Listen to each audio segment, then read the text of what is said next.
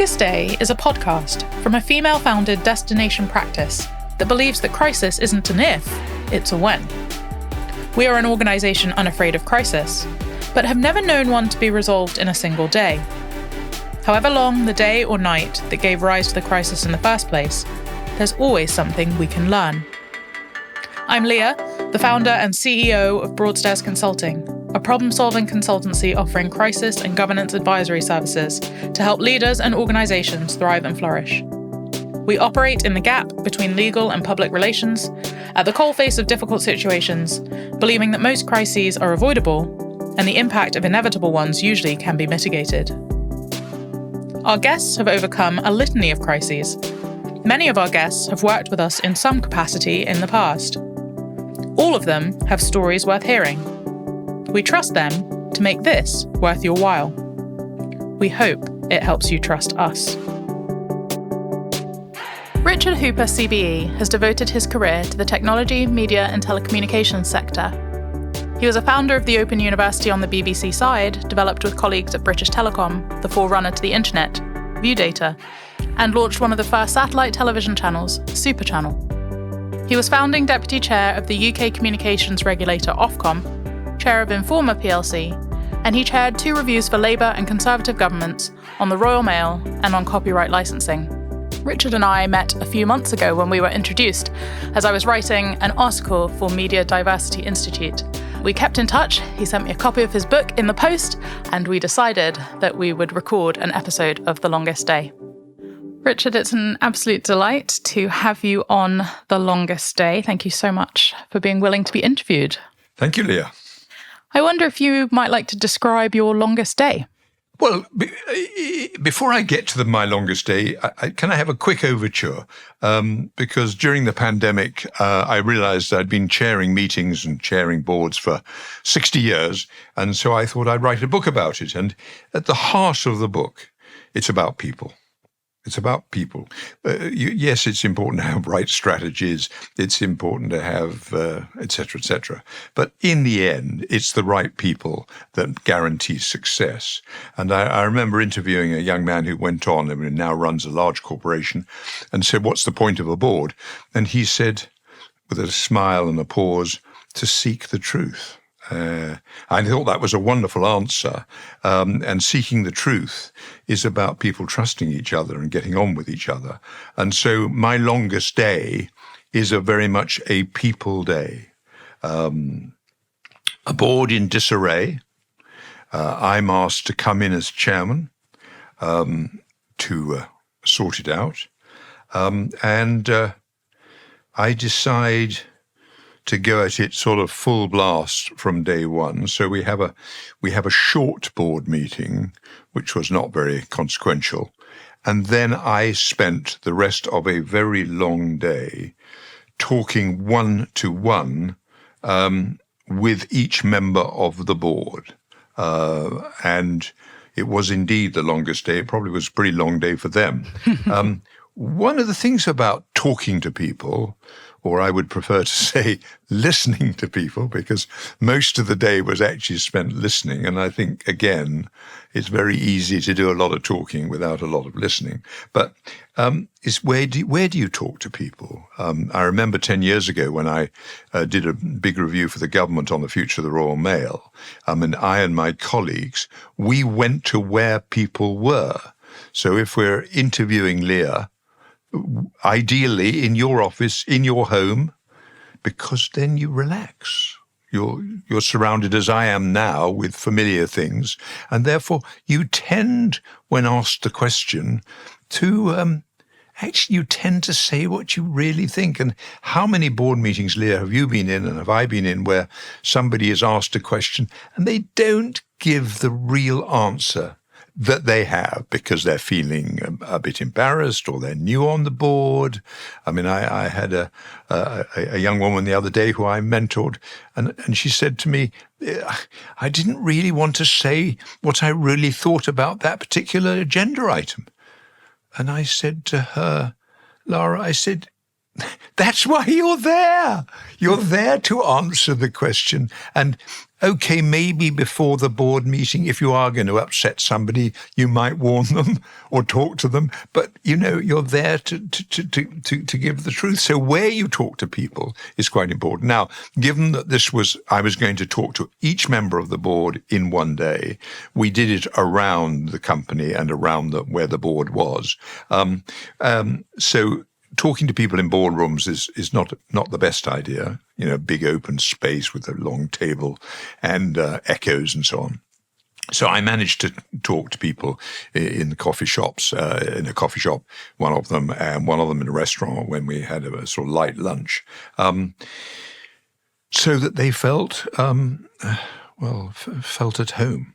And then the question of what do I ask this array of people? And obviously the first question is what's the issue? What's the problem?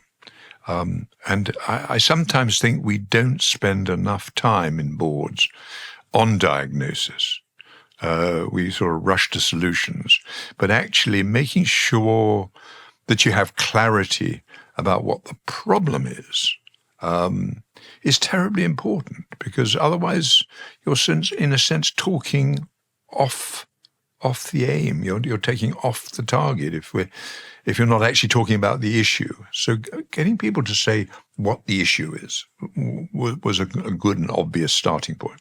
And the second question, which I think surprised some of them, I said, tell me, forgetting about you, tell me, what skills do you think we need to have around this board table for this organization?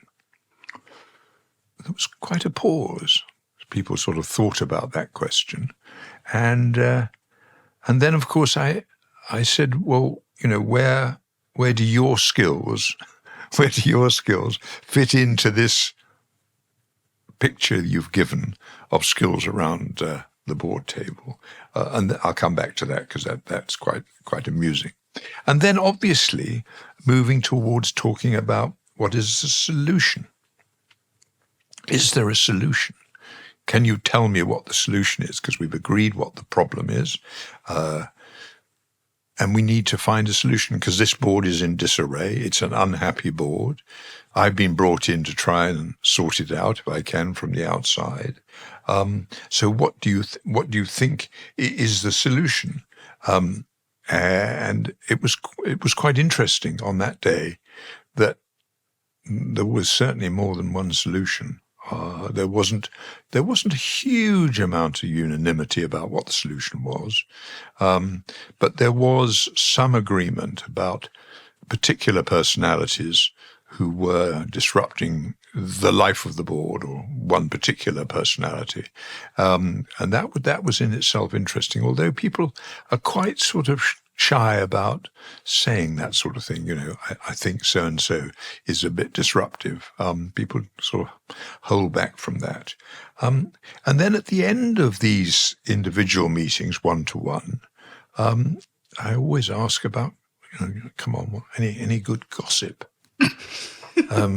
Because, I remember I did a board evaluation with a completely different board, a rather pucker board, and I knew that there was something not being told to me. And the last person who I interviewed on this particular board said, I said, well, I can't quite make out what all this is about. And he says, oh, well, the chief executive is sleeping with his PA. A good bit of gossip, which actually solved a particular problem on that board. And that was very funny. Anyway, so a bit of gossip to end up. I then, and this was, now we're now late afternoon, early evening. I'd got the finance director and the chief executive officer sort of ready to talk to me, and I said, well, I do think there is a particularly disruptive member of this board. I don't think you, because I've obviously talked to the execs as well as the non-execs, I don't think you were terribly keen on this particular person. Indeed, you found this particular person irritating, unproductive, and so on. One of the issues is removing that person and replacing that person. And then I said, I guessed that a couple of the people on the board were actually, as a result of those conversations, were actually going to step away from the board anyway. And actually it turned out to be correct. So 2 of the board, of their own volition, stepped away. And I think it was that discussion around skills.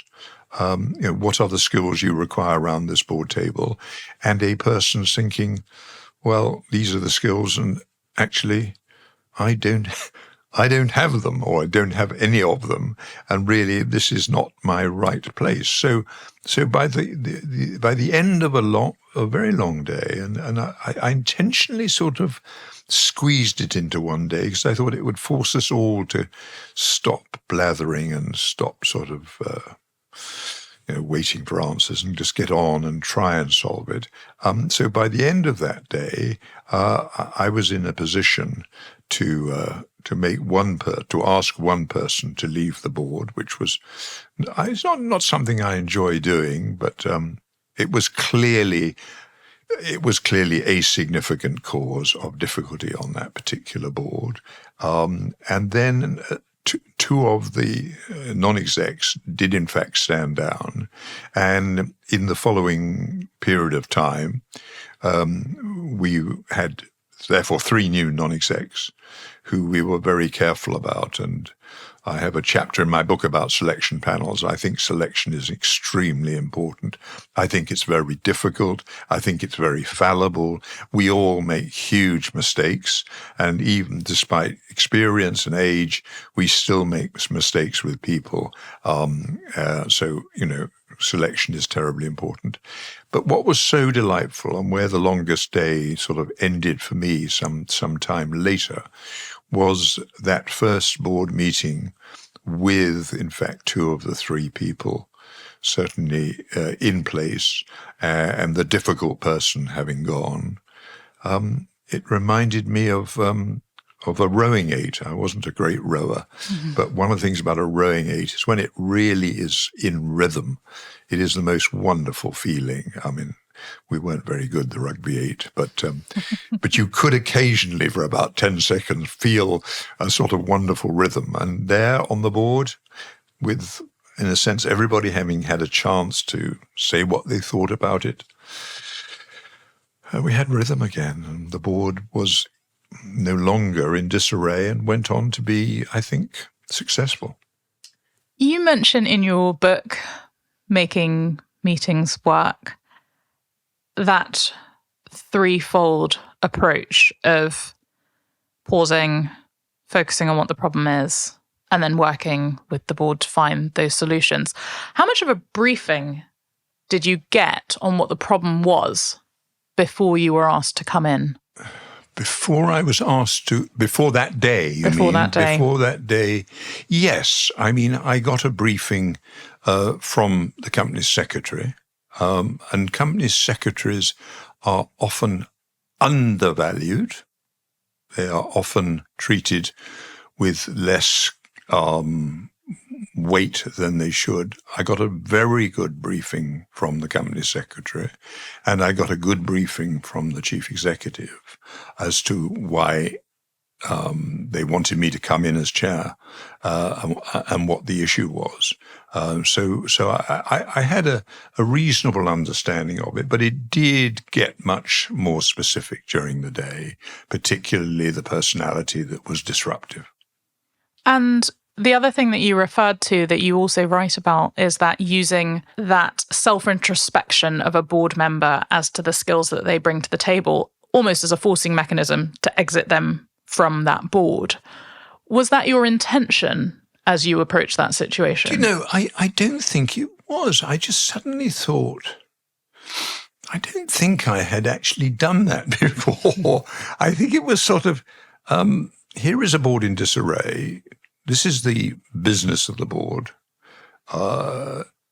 What are the skills we want round this table for me to chair it sort of better, and for the board to be happier? And incidentally, small point, but I think it's terribly important that people enjoy each other's company. I mentioned in the book the howls of laughter coming out of the Ofcom boardroom. I mean, we genuinely, as a group of people led by Stephen Carter, the chief executive, we genuinely enjoyed each other's company, and there were some very, very good jokes on, during board meetings. You can overdo it, but you can underdo it. And as a result, we got on with each other. And I think that's why strategic away days are important. I think that's why dinners together are important, that you come back the whole time to trust and truth. And if you have that, then I think, you're sort of halfway there. So I think it was the first time I'd said to board members, tell me what skills should be around this table. And they were remarkably accurate about what the skills were. And then I said, well, where do you fit in? That's brutal. It was a bit brutal. But I think, I think the two that stood down sort of felt that, yes, no, the skills that they had actually objectively said to me, they didn't have them. That's really remarkable.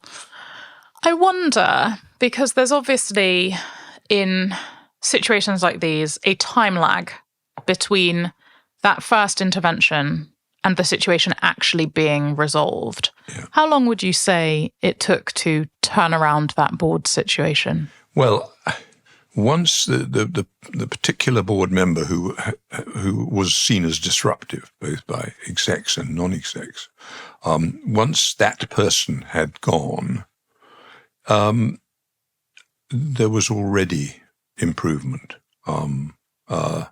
It wasn't sort of fantastic, immediate, complete, but it was significant improvement. And I think people realized that the work of the board had been disrupted in that way.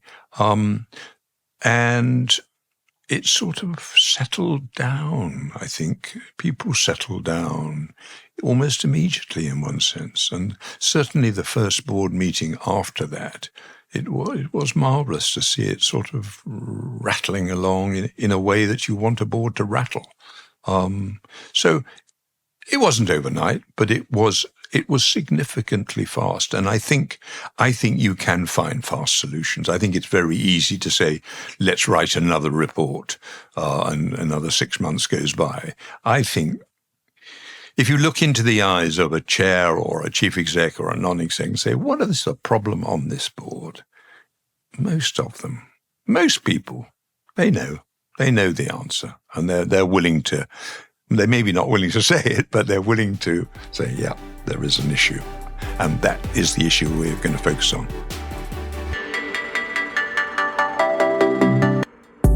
Are you feeling stuck?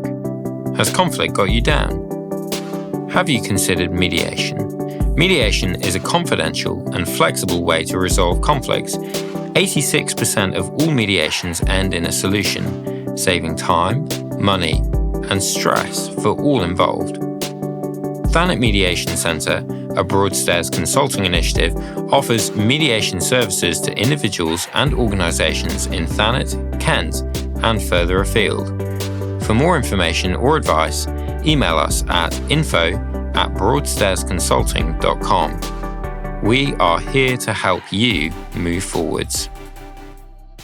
As a former general counsel and company secretary myself, obviously, your position on the import and utility of a company secretary is music to my ears. How would you encourage chief executives to see the value in their co-secs? Well, frankly, I would be bothered about a chief executive who wasn't very, very clear about the importance of the role of the company's secretary. let's forget the legal stuff about trading whilst insolvent and all the heavy stuff.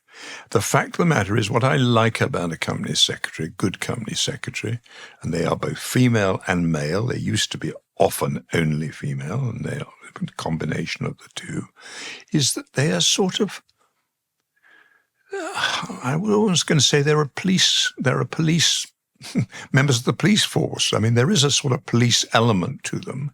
There's also an independence that they have. And in this particular case, my longest day, I mean, the company secretary was spot on. I mean, absolutely had it spot on. And I think the company secretary is a genuine bridge between the finance director, chief operating officer, chief executive, and the non-execs, particularly when there's a bit of trouble. Like, for example, remuneration committees, which are always difficult because in a remuneration committee, the non-execs are on the wrong side, on the other side of the table from the execs, whereas in the boardroom, one hopes that the execs and the non-execs are on the same side of the table.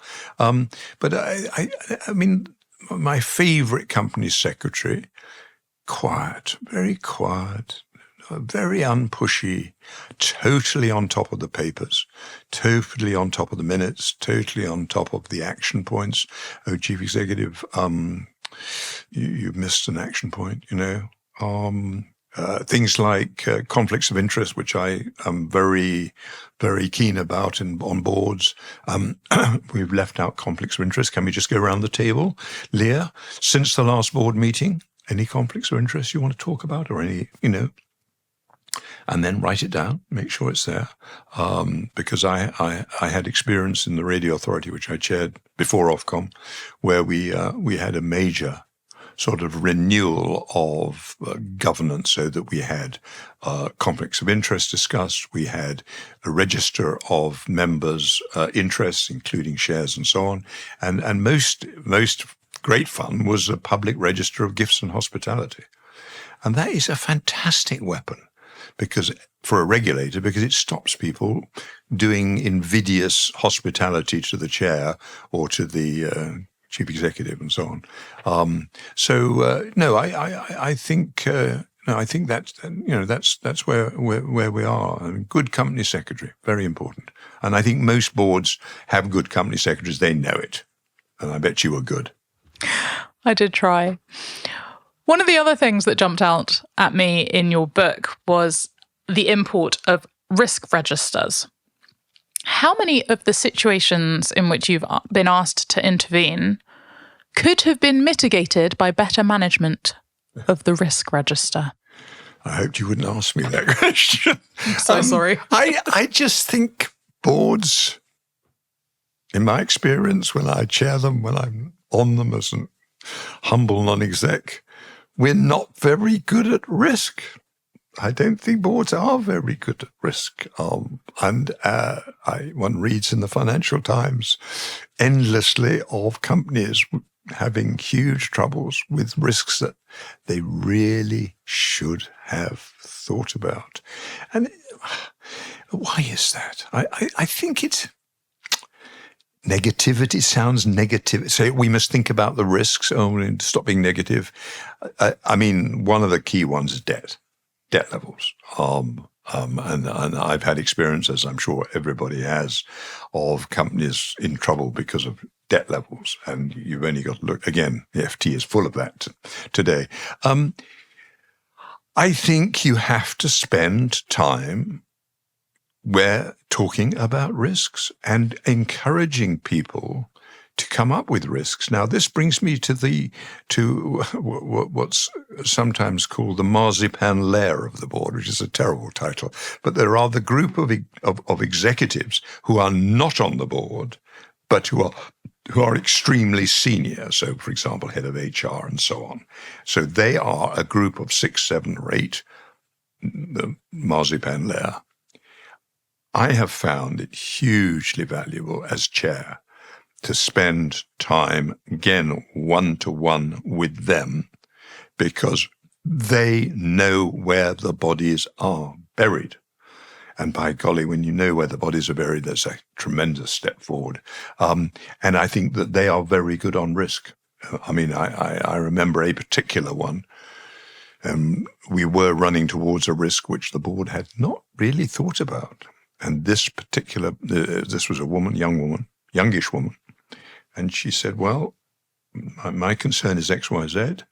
And she was spot on, dead right, absolutely right. And as a result, the Good Ship Corporation sort of moved away from the iceberg a bit. But no, I think we could all spend on boards more time on risk. The trouble is there's so many other things going on. One of the difficulties of boards is there's so much detail, and there's balance sheets and money and, all things that we have to spend time on, and we probably don't spend enough time on risk. You're an extremely well-seasoned, well-experienced chair. But is there anything that you wish that you had done differently on your longest day? It sounds awful to say it, but it actually worked. It worked quite well. So something must have gone right. Maybe, my wife claims I do things too fast. Action man, what's the next job? Maybe I should have stretched it over a longer time scale than the longest day. I mean, it was a slightly bizarre way of doing it, but I just felt this board is in disarray. This board has asked me to come in as chair. Let's get on with it, and let's find out what's going on.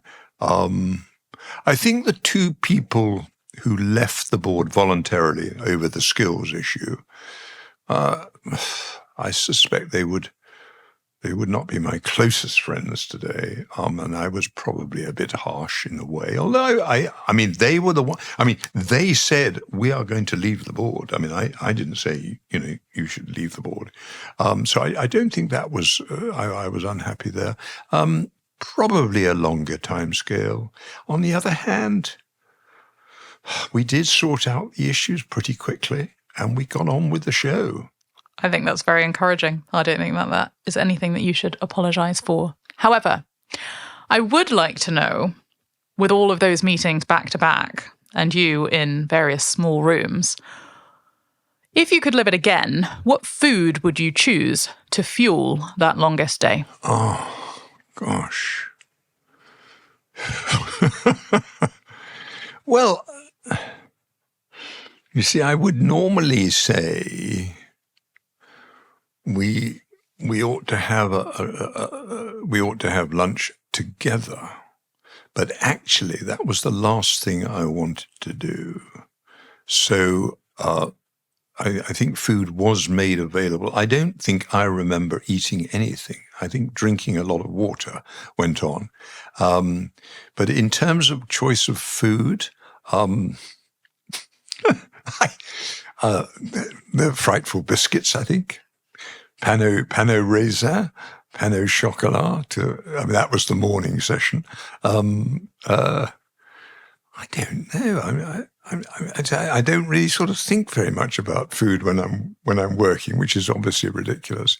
But we did have a jolly good board dinner a while later, which was when it was all sorted out, and that was extremely nice in a good restaurant. That's fantastic. Well, thank you so much for being willing to share your experiences. And if anybody hasn't read Making Meetings Work, I highly recommend. It is a page turner with lots of insights and humour injected into it. But I was particularly grateful to be pointed to that chapter on diversity as I was writing for Media Diversity Institute. So that was of great interest to me. But thank you for joining us. And it's great to hear about your longest day. Thank you, Leah. Thank you very much. Much enjoyed.